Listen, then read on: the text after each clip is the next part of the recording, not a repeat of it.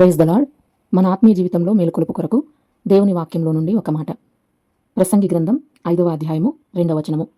నీవు దేవుని సన్నిధిని అనాలోచనగా పలుకుటకు నీ హృదయమును త్వరపడనీయక నీ నోటిని కాచుకొమ్ము. దేవుడు ఆకాశమందున్నాడు, నీవు భూమి మీద ఉన్నావు, కావున నీ మాటలు కొద్దిగా ఉండవలెను. ప్రసంగి గ్రంథం 5వ అధ్యాయము 2వ వచనము.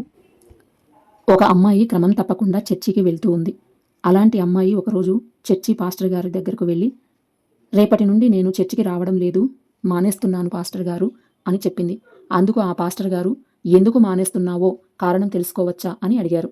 అందుకు ఆ అమ్మాయి, ఆరాధన జరిగే సమయంలో మన చర్చికి వచ్చేవాళ్ళు కొందరు సెల్ ఫోన్లు చూసుకుంటున్నారు, కొందరు కబుర్లు చెప్పుకుంటున్నారు, కొందరు నిద్రపోతున్నారు, కొందరు కుదురుగా కూర్చోవడం లేదు, లోపలికి బయటికి తిరుగుతూ ఉన్నారు.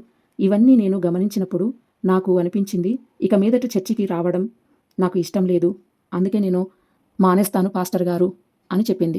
పాస్టర్ గారు కొద్దిసేపు మౌనంగా ఉండి తర్వాత ఆ అమ్మాయితో, నీవు చర్చి విషయంలో ఫైనల్గా ఒక డెసిషన్ తీసుకునే ముందు నాకు ఒక పని చేసి పెడతావా అని పాస్టర్ గారు అడిగారు.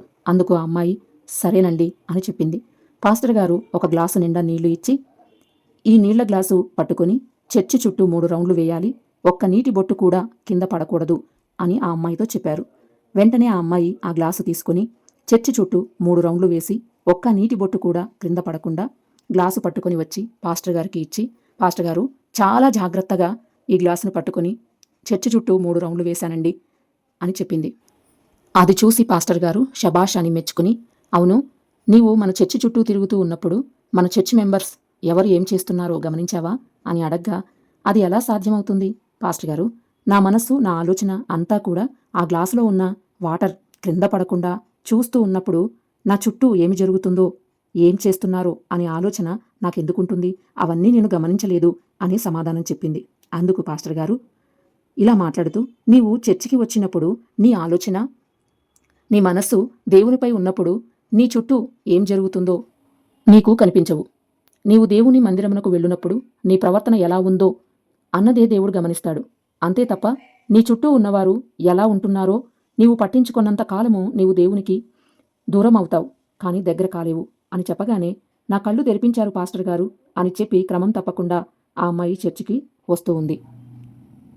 ప్రియ సహోదరి సహోదరులారా, ప్రతి ఆదివారం క్రమం తప్పకుండా మందిరానికి వెళ్లే ఆత్మీయుల్లో మీరు ఒకరు కావచ్చు. కానీ మీ చుట్టూ ఉండేవారు అంత ఆత్మీయులు కాకపోవచ్చు.